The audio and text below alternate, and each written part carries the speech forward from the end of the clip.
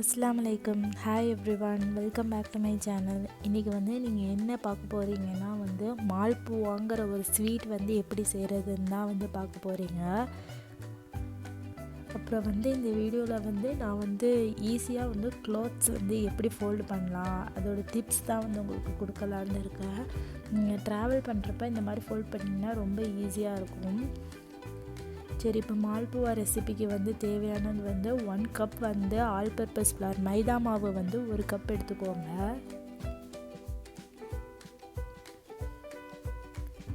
இது 1 cup milk powder இருக்குல்ல, try milk powder 1 cup எடுத்துருக்கேன். சாரி, எனக்கு நோஸ் பிளாக் ஆனதுனால வாய்ஸ் கொஞ்சம் டிஃப்ரெண்ட்டாக இருக்கும், அட்ஜஸ்ட் பண்ணிக்கோங்க. இப்போ இது சோம்பு ஆட் பண்ணுறேன். இது நல்ல ஒரு வாசம் நல்ல சூப்பராக இருக்கும். அப்புறம் உங்களுக்கு செரிமானமும் ஈஸியாக ஆகிடுங்கிறதுனால 1 டீஸ்பூன் சோம்பு எடுத்திருக்கேன்.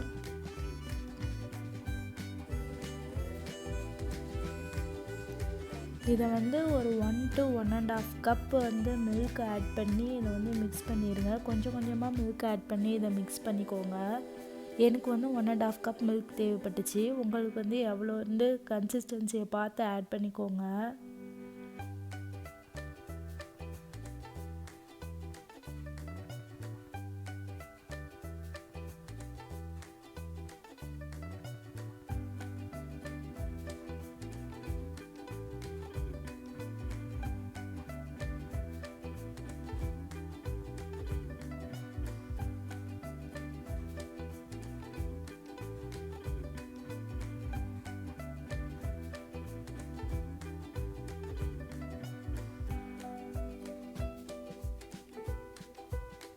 நீங்கள் ரொம்ப திக்காக பேட்டரை வச்சிட்டிங்கன்னா அது மால்புவா சாஃப்டாக வராது. அதனால் கொஞ்சம் தின்னாகவே பேட்டர் வச்சுக்கோங்க.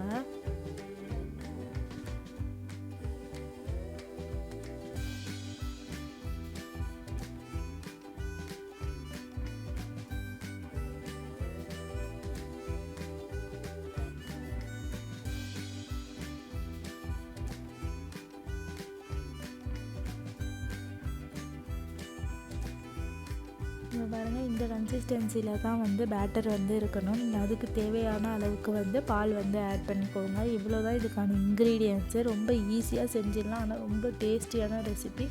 கண்டிப்பாக ட்ரை பண்ணி பாருங்கள். இதுக்கு சுகர் சிரப் செய்கிறதுக்கு 1 கப் சுகர் எடுத்திருக்கேன்.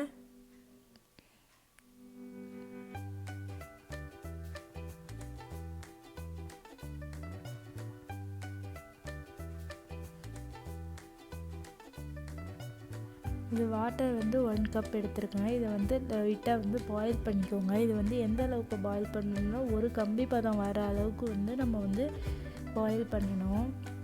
இதில் ஒரே ஒரு ஏலக்காய் பீஸ் ஆட் பண்ணிக்கோங்க வாசத்துக்காண்டி.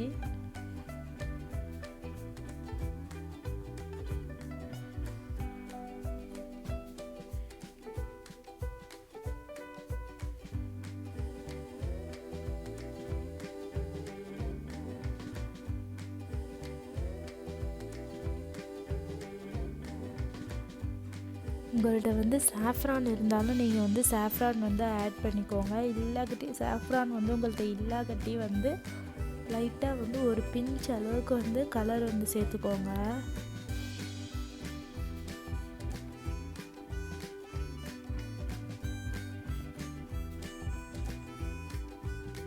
பாருங்க, இவ்வளோதான், இந்த கன்சிஸ்டன்சி தான் வேணும். இப்போ ஸ்டவ் ஆஃப் பண்ணிவிட்டு அதை சுகர் சிரப்பை கூல் பண்ணிவிடுங்க.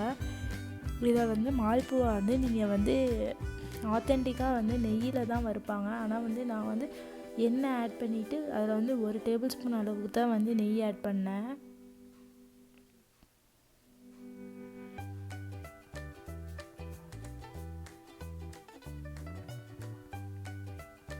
எண்ணெய் நல்லா சூடானதுக்கப்புறம் இதை நம்ம பொரித்து எடுத்துக்கலாம்.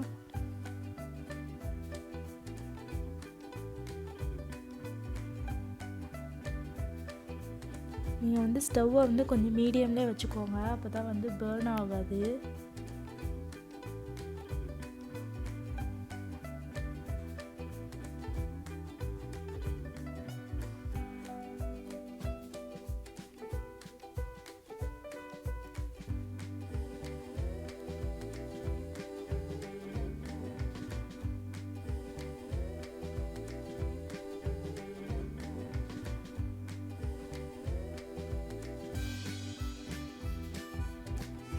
இது வந்து ஒரு 5 மினிட்ஸ் வந்து ஒன் சைடு வந்து குக் பண்ணிடுங்க. அதில் இப்போ ஒரு சைடு நல்லா குக் ஆனதுக்கப்புறம் அதை திருப்பி போட்டு வந்து ஒரு பேக் சைடு வந்து ஒரு 5 மினிட்ஸ் வந்து குக் பண்ணிடுங்க. இது வந்து லோ ஃப்ளேமில் தான் நீங்கள் வந்து குக் பண்ணணும்.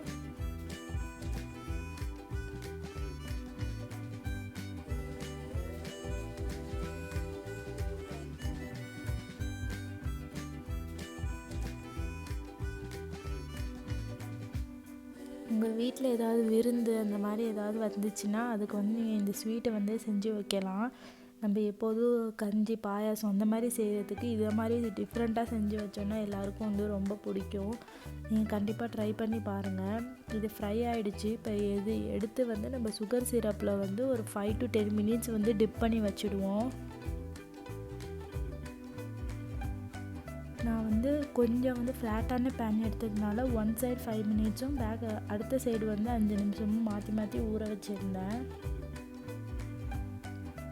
நீங்கள் குழியான பாத்திரம் எடுத்திருந்தீங்கன்னா வந்து அது வந்து ஃபுல்லாகவே அதில் டிப் ஆகிற மாதிரி இருந்துச்சுன்னா வந்து டோட்டலி 10 மினிட்ஸ் அதை டிப் பண்ணி எடுத்துருங்க.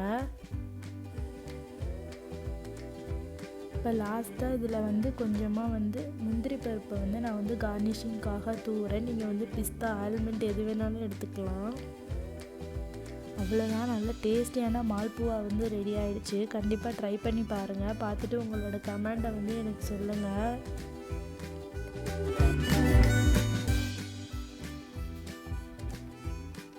பார்க்கவே நல்லா எம்மியாக டேஸ்டியாக இருக்குது. ட்ரை பண்ணி பாருங்கள். இது வந்து நெக்ஸ்ட் டே மார்னிங்கு. இது வந்து எனக்கு வந்து பிரேக்ஃபாஸ்ட் செஞ்சுட்டு இருக்கேன். அன்றைக்கி பிரேக்ஃபாஸ்ட் வந்து தோசை, அப்புறம் வந்து வெங்காய சட்னி தான் வந்து இது. அப்புறம் வந்து காஃபி வந்து டெய்லி மார்னிங் வந்து குடிச்சிடுவேன்.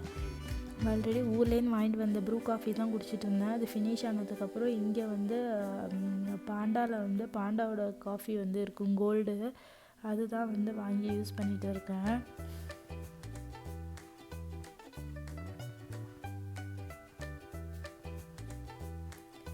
டெய்லியும் தோசை சாப்பிடுவேன்னா கிடையாது. என்னைக்காச்சும் தோன்ற அன்னைக்கு தோசை சாப்பிடுவேன், இல்லாட்டி ப்ரெட்டு சாப்பிடுவேன், இல்லாட்டி வீட்டில் என்ன நைட்டு செய்கிறோமோ அது என்ன பேலன்ஸ் இருக்கோ அதுதான் வந்து மார்னிங் சாப்பிடுவேன்.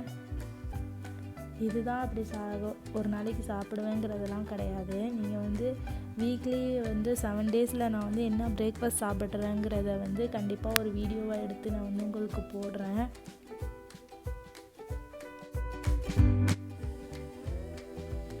சூடான தோசையும் சுட்டாச்சு. அப்புறம் வந்து காஃபியும் வந்து ரெடி ஆகிட்டு இருக்குது. அவ்வளோதான் என்னோடய பிரேக்ஃபாஸ்ட்டு. ரொம்ப ஹெவியாலாம் இன்னும் சாப்பிட மாட்டேன். ஒரு தோசை, ஒரு கப் காஃபி, அவ்வளோதான் என்னோடய பிரேக்ஃபாஸ்ட்டு. ரிஃபா எழுந்திரிச்சானா அவளுக்கு தோசை தான் நிற்கும். அவளுக்கு தோசை தான் சுட்டு கொடுக்கலாம் அப்படின்னு சொல்லிட்டு தான் அவளுக்கும் வந்து தோசை தான் ரெடி பண்ணியிருந்தேன். அவளுக்கு சில டைம் வந்து செர்லாக் சாப்பிடுவாள். அவள் எந்திரிக்கிற டைமிங்கை பொறுத்து அவள் என்ன சாப்பிடுவாங்கிறத வந்து அப்போ தான் டிசைட் பண்ணலாம்.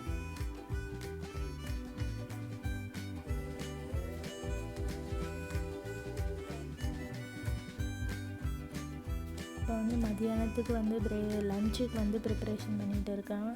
எங்கள் ஹஸ்பண்டு எனக்கு ரிஃபாக்கு 3 பேருக்கு சேர்த்து இதில் கப்பில் வந்து ஒரு 3/4 கப்பு தான் வந்து ரைஸ் போடுவோம். ஏன்னா வந்து ரொம்ப ரைஸ்லாம் வந்து சாப்பிட மாட்டோம்.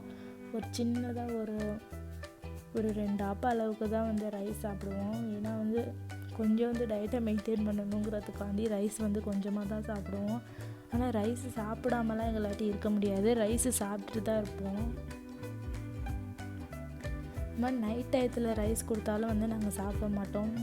ஆஃப்டர்நூன் டயத்தில் ரைஸ் கொடுத்தா மட்டும்தான் சாப்பிடுவோம். சரிங்க, வந்து துணியை வந்து எப்படி வந்து நாங்கள் வந்து வெளியூருக்கு பொட்டிலெலாம் நீங்கள் இப்போ துணியை வைக்கணுன்னா எப்படி வந்து அதை ஃபோல்ட் பண்ணலாங்கிறது தான் வந்து காமிச்சிட்டு இருக்கேன். டிஷர்ட்டை வந்து நான் இப்படி தான் வந்து ஃபோல்டு பண்ணி வைப்பேன். நம்ம அது பேக்கில் வந்து இடம் நிறையா வேணும்னா இந்த மாதிரி தான் ஃபோல்டு பண்ணணும். ஃபஸ்ட்டு வந்து லெஃப்ட் ஹேண்டை ஃபோல்ட் பண்ணிவிட்டு நெக்ஸ்ட்டு வந்து ரைட் ஹேண்டை ஃபோல்ட் பண்ணிவிட்டு அப்புறம் வந்து இல்லை கடைசியிலேருந்து எடுத்து ஒரு 3/4 வாசிக்கு கொண்டுட்டு வந்து அதை வச்சு அதுக்கப்புறம் அதை ஃபோல்டு பண்ணணும். இந்த மாதிரி டெக்னிக்கை நீங்கள் ஃபாலோ பண்ணி பாருங்கள். உங்களோட பேக்கில் வந்து நிறைய இடம் கிடைக்கும். நம்ம சும்மா ஏனோதோனோன்னு மடித்து திணிக்கிறதுனால பொட்டியில் இடமே பத்தாது.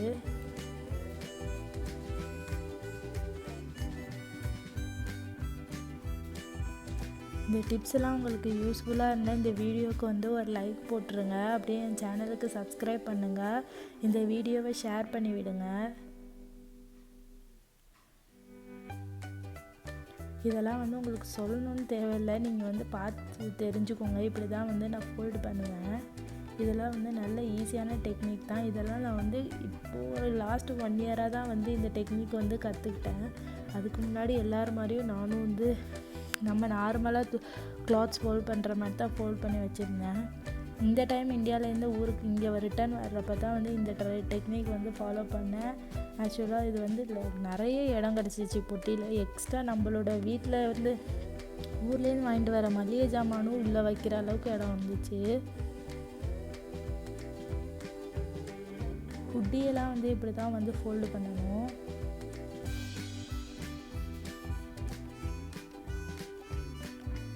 பேண்ட் ஃபோல்டு பண்ணுறது ரொம்ப ஈஸி தான்.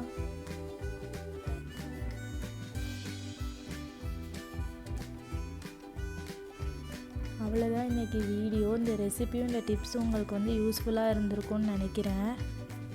கண்டிப்பாக இந்த வீடியோ பிடிச்சிருந்துச்சுன்னா லைக் பண்ணுங்கள், ஷேர் பண்ணுங்கள். அப்படியே என் சேனலுக்கு மறக்காமல் சப்ஸ்கிரைப் பண்ணிவிடுங்க. அப்படியே அந்த பக்கத்தில் உள்ள பெல் ஐக்கானையும் வந்து கிளிக் பண்ணி அந்த ஆளுங்கிற பட்டனையும் வந்து அமுக்கிக்கோங்க. தேங்க்ஸ் ஃபார் வாட்சிங். பாய் எவ்ரிவன்.